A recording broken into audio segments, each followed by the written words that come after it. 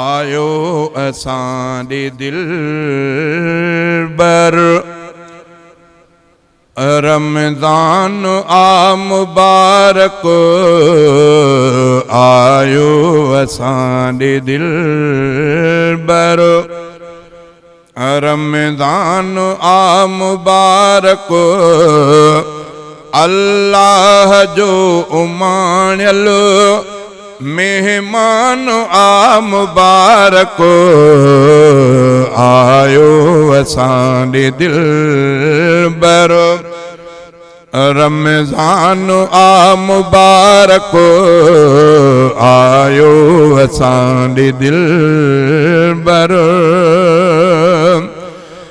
एहसान थी वञनि था इकराम थी वञनि था बख्शिश जा उम्मतन ते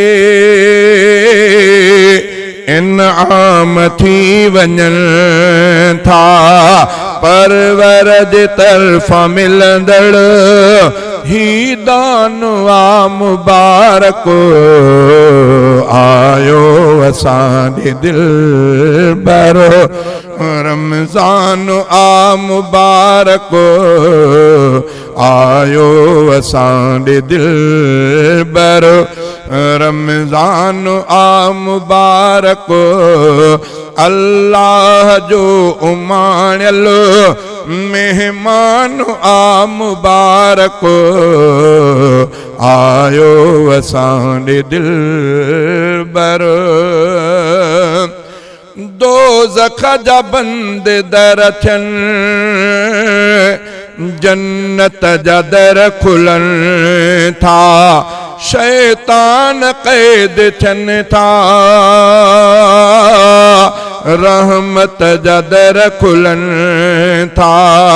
अहिड़ो तही महीनो ज़ीशान आ मुबारक आयो असांजे दिलबर रमज़ान आ मुबारक अल्लाह जो उमाणियल मेहमान आ मुबारक आयो असांजे दिलबर हिक भी न रोज़ो छॾिजे एतिकाफ़ में भी वेजे पढ़जनि दुरूद दिल सां क़ुरान खे भी पढ़े जे नाज़िल थियो इन्हीअ में क़ुरान आ मुबारक आयो असांजे दिलबर रमज़ान आ मुबारक अल्लाह जो उमाणियल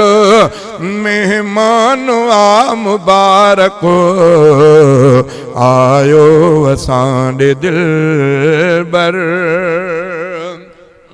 हर रात पढ़जे तहजुद पानी अखिन महारे नेकिन जी आहे सीज़ने गाफिल न थी गुज़ारे हिन माह जो कयो रब एहसान आ मुबारक आयो असांजे दिलबर रमज़ान आ मुबारक अल्लाह जो उमाणियल मेहमान आ मुबारक आयो असांजे दिलबर थे मग़फ़िरत उन्हीअ जी कामिल रखे जो रोज़ा सबई गुनाह उन जा थी माफ़ भी वञनि था अहिड़ो सचे नबीअ जो फरमान आ मुबारक आयो असांजे दिल बर रमज़ान आ मुबारक अल्लाह जो उमाणियल मेहमान आ मुबारक आयो असांजे दिल बर अब्दुल हफीज़ मोकियो अल्लाह क्यों अताया हिक भेरो ॼणो असां ते